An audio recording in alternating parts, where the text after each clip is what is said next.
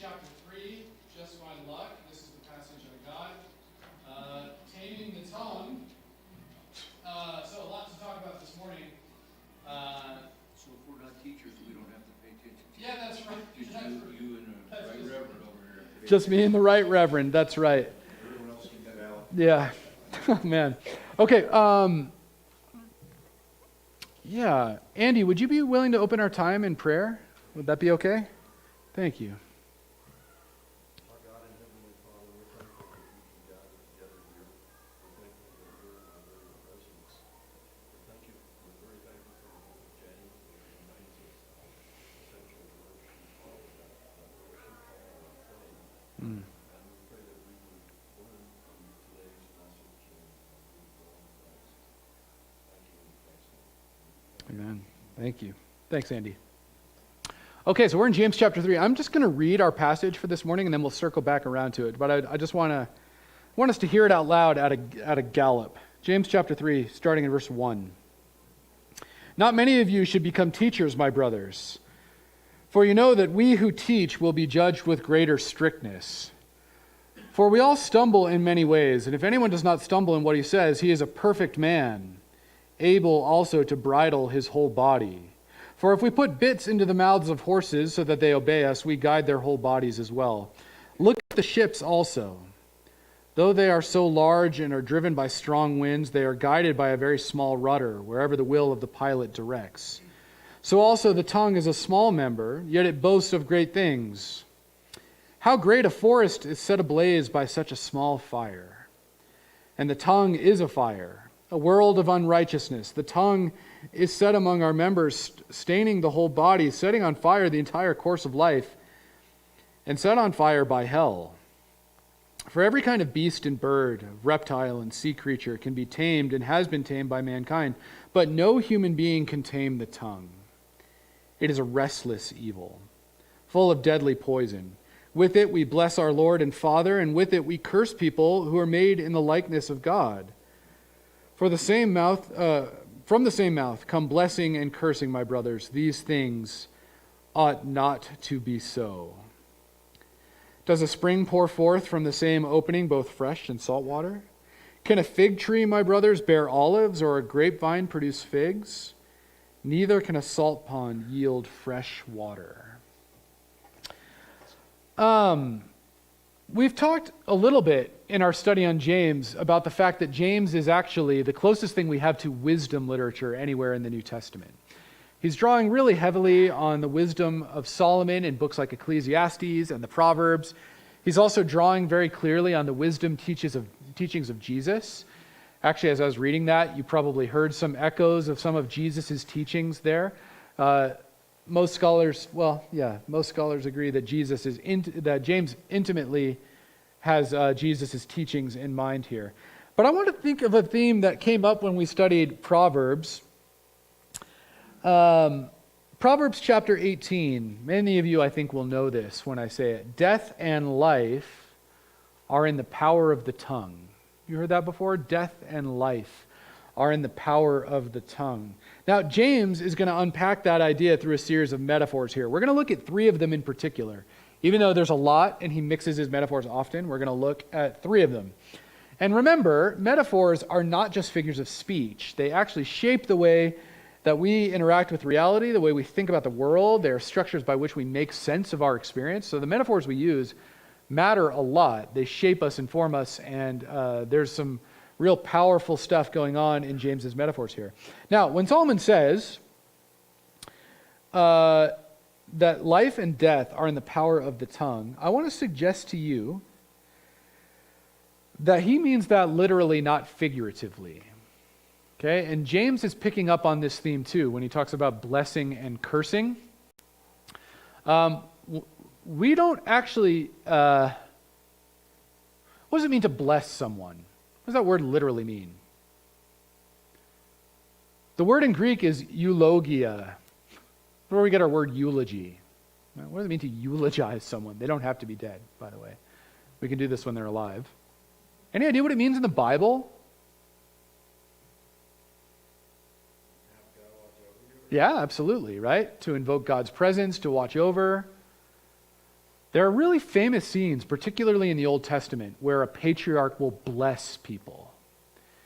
And blessing doesn't just mean like, hey, like blessings, like you would see like at a Hobby Lobby store sign, right? It means it is speaking words of life over someone that can actually help create that reality. And cursing is the opposite. Sometimes we see patriarchs cursing people in the Old Testament. And a curse doesn't mean to just swear at someone. It means to speak words of death.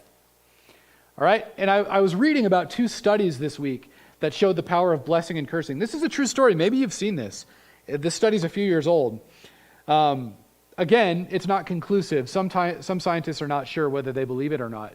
But there was a study published in a peer-reviewed science article, a science journal, that studied plants and how they responded when they were spoken to positively and negatively. Have you ever read about this study? So they had separate plants where people would speak encouraging words of life to the plants as they grew, and those plants grew strong. And they had other plants that were being cursed by the researchers, and those plants withered. And they controlled for all other factors. Again, not every botanist buys this, but it's an interesting idea. Here's something that's a little more solid. Adrian and I are about to have a second baby, Lord willing. And when you go to the doctor, you go to see your pediatrician in the early days, they will tell you, and they gave us all kinds of research on this. Our pediatrician told us, I couldn't believe it. He says that toddlers are shaped permanently, shaped for life by the words that are spoken around them, to them, and over them, starting from the womb before birth. And those words shape them in permanent ways by the time that they are 1. You know that? Really interesting. That's before they know what you're saying. That's before they can talk back to you. That's before they can make any sort of abstract reasoning. They learn whether the world is a trustworthy and a good place or a dangerous and untrustworthy place in a year, and they learn it solely by the way that they are spoken to. Life and death are in the power of the tongue, right? And yeah, go ahead.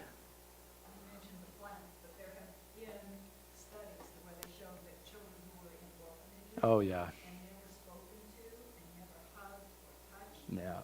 They don't survive either. That's right. Yeah. Yeah, I recently watched a documentary that talked in part about children's homes under Ceausescu in Romania in the 80s and 90s. And there were people who were physiologically like 25 years old who had never progressed past a toddler stage because nobody had spoken to them, right? So this stuff really matters. Yeah, go ahead. I think it matters because it's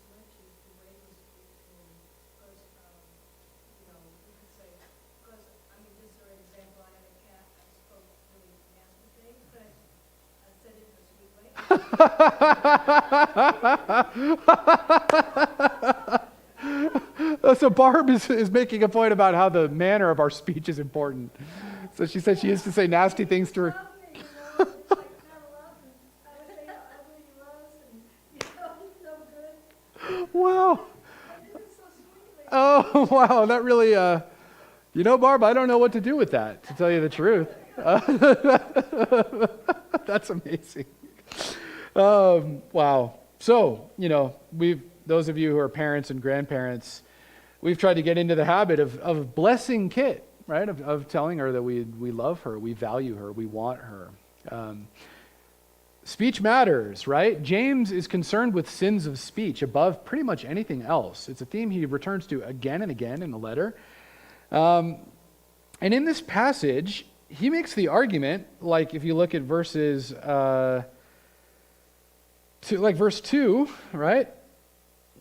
We all stumble in many ways, and if anyone does not stumble in what he says, he's perfect, able to bridle his whole body.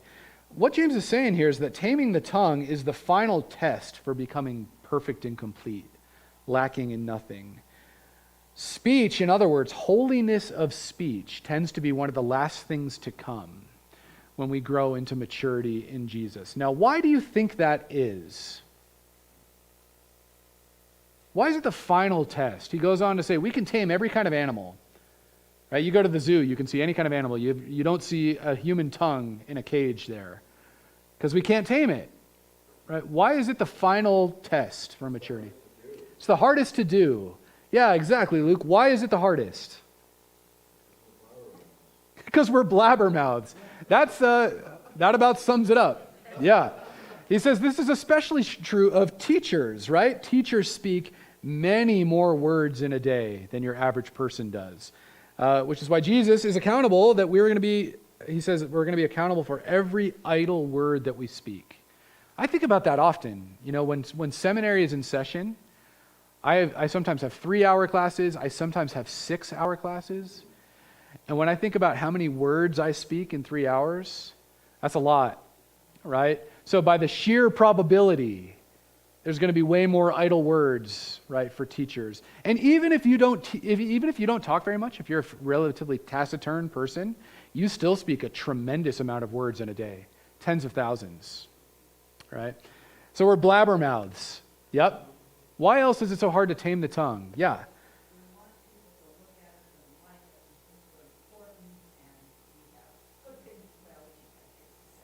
Because, don't have to be good. Yeah.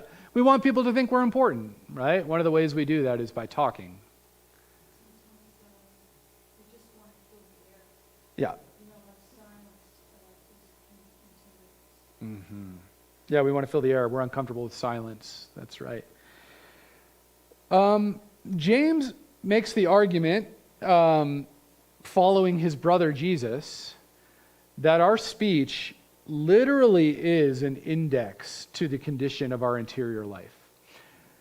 It is the gateway through which the desires of our heart pass. Right? Jesus said this in Luke chapter 6. It is out of the overflow of the heart that the mouth speaks. When you speak, that is an indication of what is going on inside of you. And it is usually the last thing to come. James makes the case that if you can control your tongue, everything else is downhill from there. And that's why he uses this bit and bridle analogy, right? Just like you only need a little piece of metal to make a mule go or a horse in the direction you want it to go.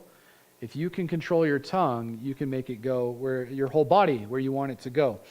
We're going to come back to that metaphor here in a bit. But here's the challenge.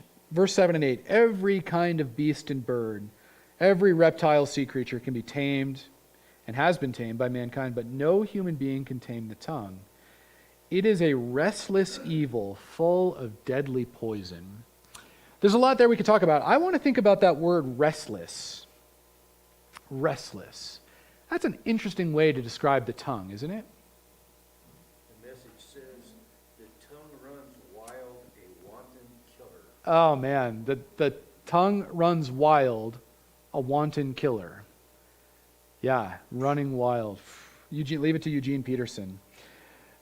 He says we all stumble in many ways. That word is related to the word scandal in Greek. It just means stumbling block. It means we get tripped up in every ways. Those of us, even if we don't speak very much, we all trip up in the way that we speak. But I take this to mean, he says, we all stumble in many ways. There are various ways that we can sin through our speech. And that's partially what's being communicated by this image of the tongue being restless. It's such an interesting image. Let's think about that metaphor together. In what specific ways and in what specific contexts does our speech get out of control? When you're trying to protect yourself when someone has challenged something that you've done. Oh, really good. You're trying to protect yourself. You get defensive, right? Our tongue gets restless when we get defensive. That's right. Yeah. Oh, when we speak in anger. Absolutely, right? When you're angry, your tongue is restless, right? To wound someone in the same way that you've been wounded. That's the same reflex when we're being defensive. How else? Yeah, go ahead, Greg. Kind of makes me think of Jordan Peterson. If you've ever seen Jordan Peterson talk, he'll think about a question, he'll pause, and then he'll convey what it is that he's thinking. So often, because we don't want to miss the conversation, Yeah. we blurt out the first thing that comes to our mind, and it makes me think the tongue isn't really the issue, it's just a tool for what is the issue, which is not creating the proper filter Yeah. in between what you're thinking. That's right. It's really good. Yeah, so Greg makes the point about Jordan Peterson, who, if you don't know who that is, he's a professor of psychology, cultural critic up at the University of Toronto, who's kind of become popular in recent days because he is a political conservative at a university. So he's sort of an anomaly. And Greg was talking about when you watch interviews with Peterson, and this is true around wise people generally. When you ask Peterson a question, he pauses for several seconds. It actually makes people uncomfortable. But he's thinking about what he wants to say, right? Restless tongues can't wait to speak, right? Don't slow down to process. So you want people to know what you know. You want people to hear your opinion. You're listening to someone. We talked about this at the Bonhoeffer group the other night. You're listening to someone, but you're not really listening. You're waiting for your turn to talk. Your tongue is getting restless. How else does our tongue get restless? Well, if you, in the sports world, right now there are playoffs, hockey, basketball. The other night they had a deal on where fans in Philadelphia were, it's an emotional time. They're hoping the Sixers go to the NBA Finals, and they were playing the Wizards, and they were cursing at and screaming at one of the Wizard players, and then they spit on him when he was trying to run up the runway. And they had to restrain him. He was trying to get into the crowd to fight the people. That's already happened once, by the way. Well, but that's Yeah. why they changed the rules for the Von tests many years ago Yeah. in Detroit. But anyway, in emotional scenarios, it's so easy to blurt out very hurtful things, Yeah. stupid things. Yeah. And in that case, when he says life and death is in the power of the tongue, you see where he can be speaking literally. Yeah. The player runs into the stand and they start, punching each other. Really bad things can happen. Oh, yeah. Because these people have no control over their speech because they were emotionally invested in a basketball. Yeah. I mean, at least do it over hockey, right? That's your point, right? At least the Avs have. Yeah, at least the Avs have a chance. Yeah, well, we talked in Proverbs when we talked about the proliferation of road rage deaths in recent years. Because tongue is restless. Yeah, go ahead, Randy. I think a good way to gauge how you're managing your tongue is how you manage your driving. Oof. Yeah, Those kind of slow and steady, hopefully, right? What about this? Gossip, slander, betraying a confidence. You ever had a secret and your tongue just gets restless?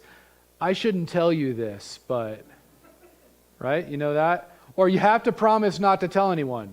Oh, you mean just how you promise not to tell anyone? Do you mean like that? Right? I know for me, my tongue gets restless when I have a joke to make. When I sin in my speech, don't get me wrong, I'm a Renaissance man. I can sin in all of these ways. But where I get into trouble, it's because I go too far making a joke. I can't count the number of times in my life that has happened. My tongue gets restless, right? Anger, lying, false witness, right? Our tongue is restless to bend the truth to our own advantage. Bragging and boasting, right? You ever find yourself in a situation where you gotta one up the people around you because you're getting left behind, right? Or flattery, right? Our lips get restless to flatter someone else for our own advantage. Defamation, right? Damaging another person's reputation. There's a million ways to sin with our speech because the tongue is restless, full of deadly poison, James says. So let's look at these three metaphors that he warns us through. Look again at verse 3. We put bits into the mouths of horses so that they obey us. We guide their whole bodies as well. Now listen, I read about this in the dictionary. But like a bunch of you know what horses, like you ride horses. What does a bit do? Yeah. A bit is a bar that goes towards the back of their mouth so that it can direct them uncomfortably Yeah. to turn their head in one way or the other, which will direct their entire body. Yeah, right. Okay. So pressure points. Yeah. And it's still in use, right? Bits and bridles, right? Is that actually connected to the reins? Is that how that works? I was on a horse like one time and I was like, no thanks. Okay. So yeah, I think we all get the image, right? It's an animal that needs to be turned by a little piece of metal, right? Much smaller, much weaker than actually a mule or a horse, right? That's an immensely powerful animal. And what about this second metaphor? Look at the ships also, he says. Though they're so large and driven by strong winds, they are guided by a very small rudder whenever the will of the pilot directs. So the tongue is a small member, yet it boasts of great things, right? There's a couple things going on with this rudder metaphor, right? A rudder, of course, is one of the smallest pieces of a ship, and yet it's arguably the most important. Actually, between service, Joe gave me a great illustration that I shouldn't have given him credit for because it's really good. Back in World War II, yes? World War II, the greatest German battleship was the Bismarck, right? Mighty, mighty ship. And it destroyed, sunk in one shot, the crown jewel of the British fleet, the Hood, and sank it. And so the British didn't know what they were going to do to take down the Bismarck. It seemed too big, too powerful. But they used biplanes, right? Like that the Red Baron flew in the First World War, right? Like little gnats, like trying to take down a horse or something. But this biplane shot a torpedo into the rudder of the Bismarck and destroyed it. And the Bismarck was a sitting duck, was powerless. And then surface ships from the British fleet swarmed it and took it down, right? Here's another example, right? In the news about a month ago, maybe a little over a month ago, you remember that huge cargo ship that clogged the Suez Canal? Can you believe it? That was such a surreal story. That ship is as big as the Empire State Building. And it is controlled, like all ships, by a rudder. Now, apparently a bunch of things went wrong. There were really strong winds. That's what James is talking about. But also, the pilot of the ship made an error. He underestimated the power of the winds, didn't make the right move with the rudder, and we are still dealing with the economic fallout of that, right? It affected trade for, well into the future. Here's another thing about rudders. So we've talked about how they're small, but rudders don't have to turn very much to impact the trajectory of the ship, do they? Right? So a small change in degree can change a trajectory tremendously. Right? And I think part of what's going on here is James is saying, even though the tongue is tiny, it can change the trajectory of a life for good or for ill with just a few words. Right? Like a massive ship. This is maybe an intimate question. And so if you have an answer, that's fine. And if you prefer not to, that's also fine. But I have a question. This is a small device, a rudder, and it creates an enormous difference, even by a change of 1 degree. Because 1 degree over a lifetime ends up being a huge difference, does it not? Right? Can any of you think of something someone said to you, good or bad, that has changed the trajectory of your life? It doesn't have to be radical, but it might be. Anyone think of anything? Yeah, go ahead, Kalaji. I had a friend in Austria who had a compulsive disorder, and I would talk to her and listen to her, and one day she And that's one of them. How about it? One word. She said that, and I thought, if I've got that talent, and there were almost no Christian counselors in Austria at that time, Yeah. I have a responsibility. Yep. One sentence, right? Changes the trajectory. Anybody else? Yeah, go ahead, Jesse. And then we'll come up here. On the flip side of that, when I was a young child, I was very confident, very outgoing, in my, probably not good thing, but as a child, you know, my confidence, but I had ongoing trying to describe it to now. So it changed that whole course of my life, and maybe for the better, because I don't work things out, it's not. But you remember it. Yeah. It's changed you, shaped you. Yeah. Go ahead up here. I know it sounds so bad, but I had an art teacher tell me that I could draw, Yeah? and he encouraged me to say that I kind of went with that. Yeah.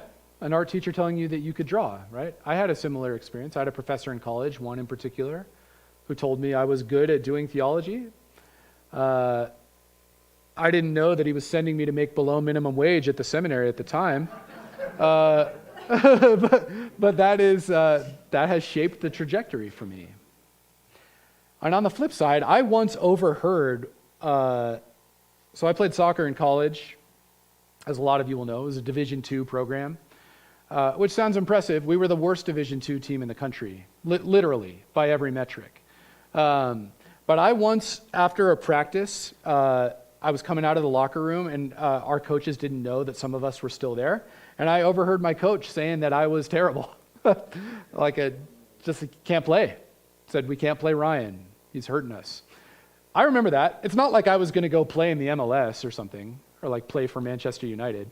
Like, I knew I wasn't that good, but that stung, right? It hurt, right? It was a careless word. Probably we can all think back to a moment where our trajectories have been changed by what someone has said. Oh, thank you. Yeah. Too bad you can't have your mom coach your college soccer team. I bet you did. I suffered on the field. Life and death are in the power of the tongue. Blessing and cursing creates destinies. Not absolutely and not in every sense, but it can radically change the trajectory. I want to ask you too, James suggests here that the pilot can still steer the ship even if there are violent winds that are trying to blow it off course. What do you think he's trying to say with that metaphor? Yeah, go ahead, Greg. I basically think of gossip. Yeah. So when the winds of gossip are surrounding you, you don't have to volunteer to go. Totally. Gossip's a great example, right? And you know how it is when gossip gets going, right? The winds are blowing hard. You're not powerless in your speech, James says. You've got the rudder, right? You can still steer it, right? Often we're blown off course like that ship in the Suez Canal and we cause all kinds of problems. Well, we don't have to, right? He says you're still in control of your speech. You don't have to make a joke at another person's expense, right? You don't have to gossip. You don't have to respond in anger when someone has offended you. You don't have to revile in return. The wind blows hard in that direction, but you don't have to, right? You're the one in control of the ship, right? You can turn the rudder. Let's go to this second metaphor. Second part of verse 5. How great a forest is set ablaze by such a small fire. And the tongue is a fire, world of unrighteousness. The tongue is set among our members, staining the whole body, setting on fire the entire course of a life, which we've been talking about, and set on fire by hell, just in case you're wondering how he feels about it. For every kind of beast, right, we talked about that. Forest fire. You guys remember the Haman fire, right? That's some 10 plus years ago now, right? Longer? Yeah. Terry Barton is the woman who went to prison for the Haman fire. And even though the origins of the fire are still a little bit mysterious, the way she testified in court, does anybody remember? Yeah, she was estranged from her husband at the time, and she was burning a letter. And she was wasn't she like a forest ranger? So like maybe she should know that you can't do that, right? It was during a fire ban. And that fire ravaged Colorado, right? I think she owes still tens of millions in reparations, and has been in prison, right? Or what about a little bit more recently, the East Troublesome fire, right? I know that scorched some 200,000 acres up near Granby, sort of Grand Lake and beyond, right? Anybody know how that one was caused? Yeah, they're not sure, although they think, the latest research thinks, that it was some city slicker at a second property burning its trash. All right? So that's like me, like trying to live a mountain fantasy for a weekend and burning my trash, not knowing what I'm doing. Here's the thing, though. Almost never are forest fires started deliberately and out of malice. Almost always they are started accidentally out of carelessness and negligence. So what's James trying to tell us with this metaphor? We don't always know the effects of what we say. Really good, Luke. Yeah, we don't always know the effects of what we say. That's the definition of careless speech. You don't think about the consequences what you say, and you throw away a word. Maybe it could be on accident, though. Sure. That's James's point. It might be by accident. Yeah, and just like the forest fire analogy, you can slander someone or gossip about someone who shared inappropriate information, and that gets going and it gets out of control. Yep. And then you can't stop it. And you can't go and retrieve it. Yep. Who knows how far the damage goes. Yep. Yep. That's right.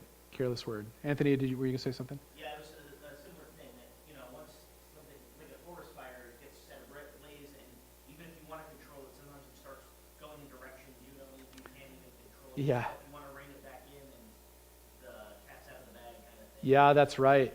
So part of what makes these forest fires, Anthony says, so destructive is that the wind blows them in unpredictable directions, and your speech is just like that. You don't know who's going to hear it, what they're going to do with it, whether they heard the whole truth, whether they knew exactly what you meant, whether they took it out of context. You can't control any of that, right? Go ahead. Didn't Luther use an illustration about a pillow full of feathers, and if you cut it open and scatter it to the wind, you can't put it back together? I'd never heard that, but that's awesome. Yeah, that's right. And if the person who starts the Haman fire says, oh, let me go try to find the letter that I burnt, that doesn't make any sense, right? So you can't unburn it. Yeah. But I think there's something that we can think about. It's something I learned learning counsel. Before I get into a group, because if I'm in the group, I'm going to say it. Yeah. Before I get in the group, before I came to church this morning, I prayed that God would use my tongue as I talk to people. Mm. And that came from the counseling because I couldn't tell people what was happening in my office. Mm. And I think if there's going to be a forest fire, well, if I think ahead of time, this is a really bad time, I will light a fire. Mm. If we try to Yeah. get it ahead of time, we have a better chance of control. Yeah, that's right. And for the believer, there's a permanent fire ban, right? So you're not maybe now's not the best time to try to start a forest fire. Yeah. One thing, and I think you alluded to it earlier too, about where it springs up from within us too, is we can't just decide, I'm going to speak better. Yeah. Because our speech is a manifestation of who you are. Yeah. And Yeah. so it's really not like, I think I'm going to not gossip anymore. Yeah. I think I'm not going to say angry things to people. That's not, that's the symptom, right? Yeah. The actual disease is what's going on in our own heart. Yeah, that's right. Yep, and we'll return to that point with the third metaphor, but that's exactly right. That's where this is all heading, right? Probably the scariest implication for what James has just said is that your intent doesn't matter, right? Intent doesn't matter. Impact matters, right? So this follows where it says, a word out of your mouth may seem of no account. Yeah. But it can accomplish nearly anything or destroy it. Yep, exactly. A word out of your mouth may seem like of no account, but it can destroy anything, right? If Terry Barton says, I didn't mean to start a fire, fine. but the fire happened already. Yeah? You're still responsible. So that's part of what's going on. And so there are lots of different contexts where we are liable to throw away a careless word that actually might be an ember that starts a fire, right? In a social setting when everyone's having a good time, this is where careless speech starts flying. When someone has wounded you, you want to wound them. When you have a secret, when you're angry or hurt, or when you're disgruntled about something, when you don't think anyone is listening. I had a really embarrassing situation once. When we were living in Edinburgh, I played in a pickup soccer league, and it was way outside of town, so we had to take this bus. It was like a 45-minute bus ride.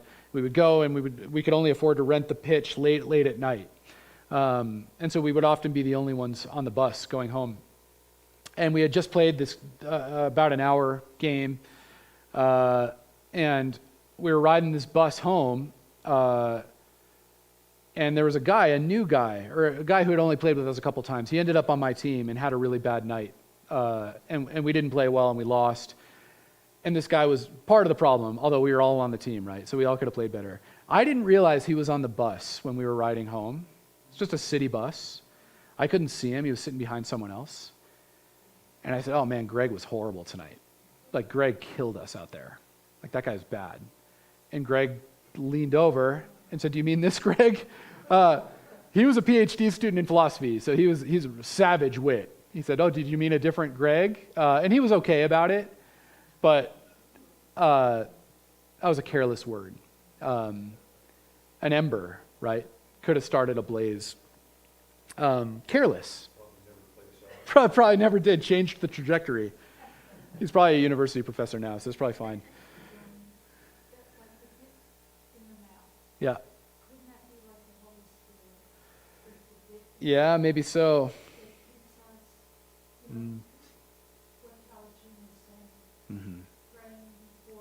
Yeah.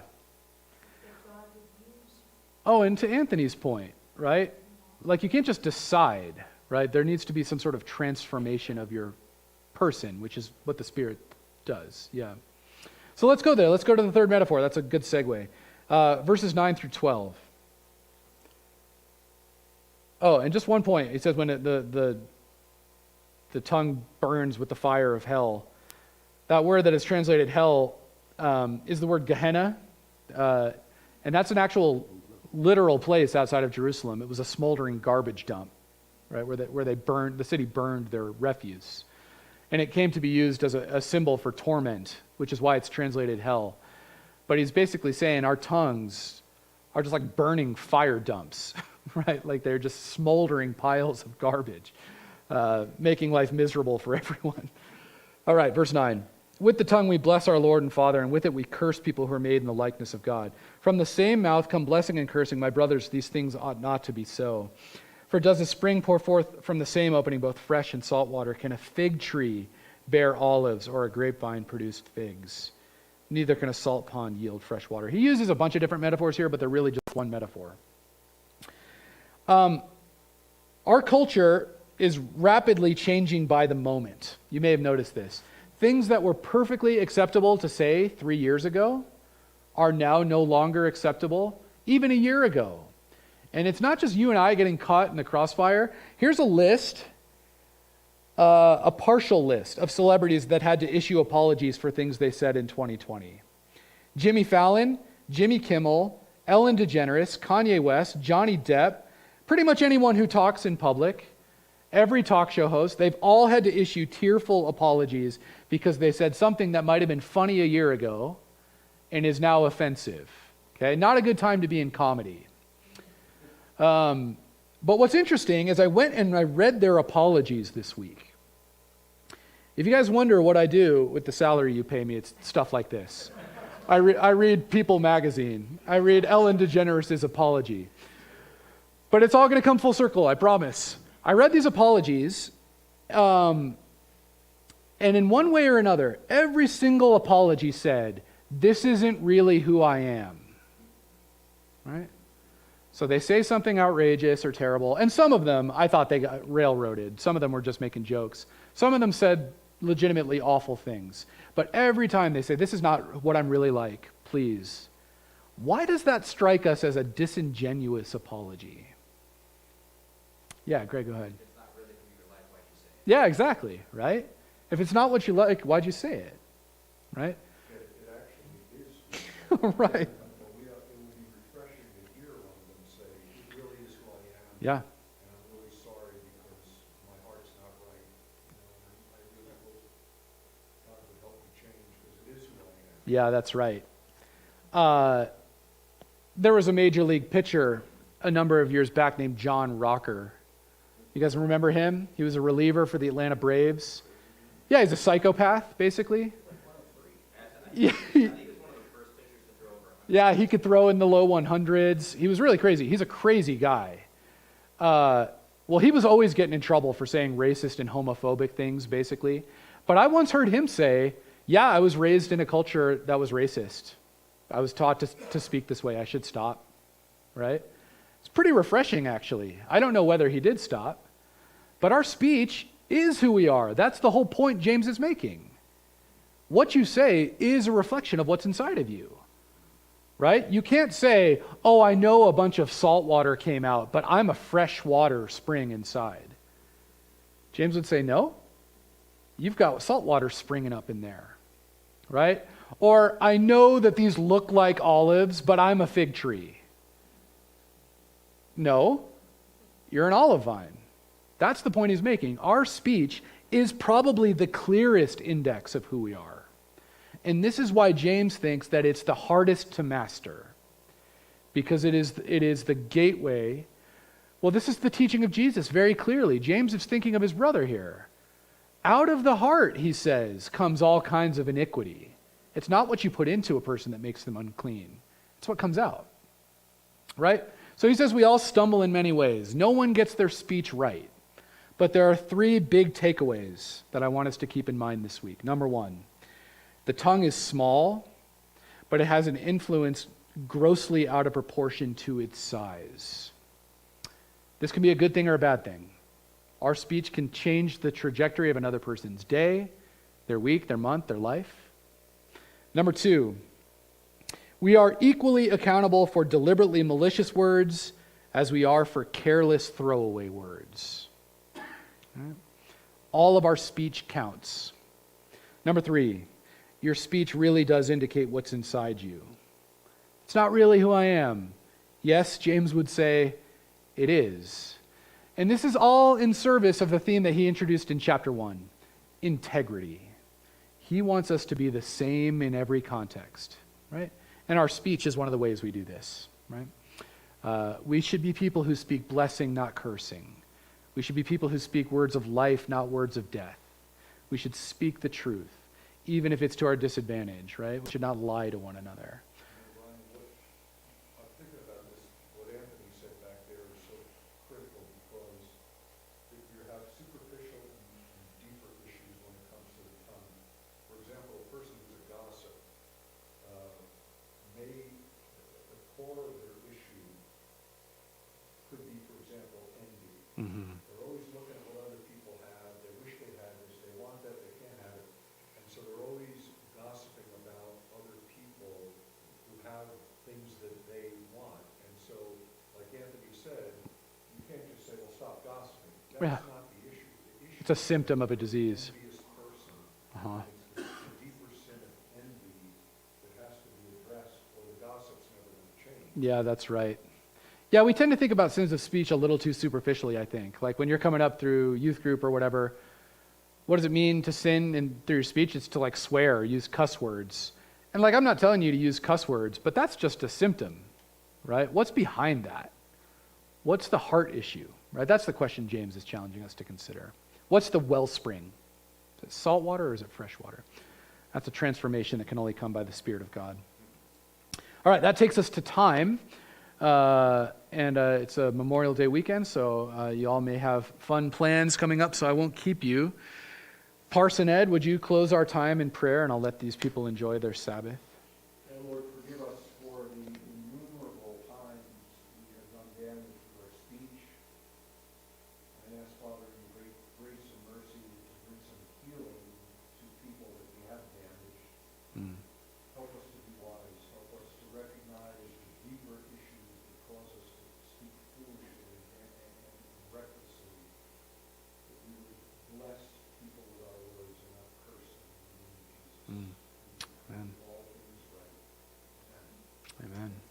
All right, well, blessings upon you. Have a great week. We'll see you next time. Remember, no Discipleship Hour next week, but we do have our business meeting, so please come and help us out with that.